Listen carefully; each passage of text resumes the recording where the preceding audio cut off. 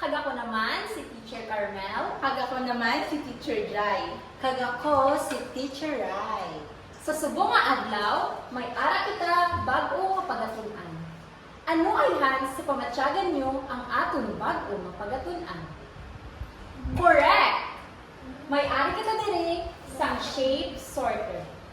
Ang ini nga shape sorter maga-enhance ang inyong mga fine motor skills and hand-eye coordination kag maka-enhance man sa inyong mga problem-solving skills. Ang ini nga shape sorter nagaunod sa nagakalain-lain nga shapes. May ara kita 1, 2, 3, 4, 5, 6, 7, 8, 8 tanan ka mga shapes. So, ang diamond, amo ni siya ang may 4 ka sides. Ang heart naman, 1 ka, espesyal naman nga shape. Ang star, ang may 5 ka mga talis, kag ang triangle, ang may 3 ka equal nga sides. Kag ini amo ang circle, and next is ang rectangle. May 4 man siya ka side, but not equal. Kag ini naman ang oval. Kaangay lang siya sa circle, galing din palaba lang. Pag ini ang square na may 4 ka equal na sides. Sa sulod yung isa ka box, may ara kita nagakalain-lain na objects kag nagakalain-lain na shapes. Una is ang calculator, rectangle ni siya. Ikaduwa, handkerchief, square. Isa ka klase sang bola, oval. Envelope, rectangle. Star.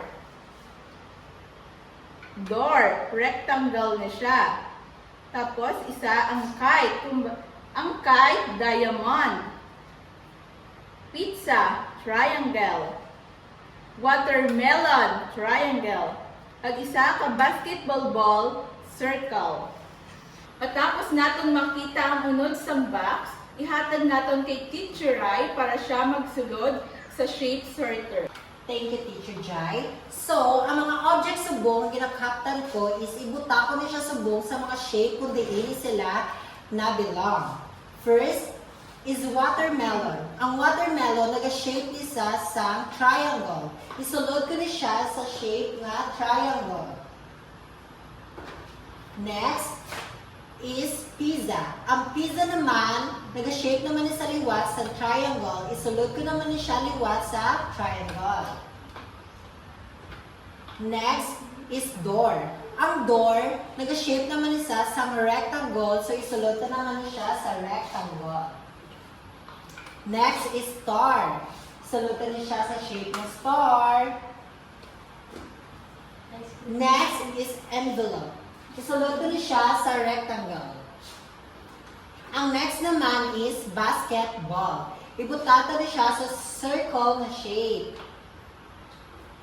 Next is football. Ibutata niya siya sa oval. Next is panyo. Ibutata niya siya sa square. Next is kite.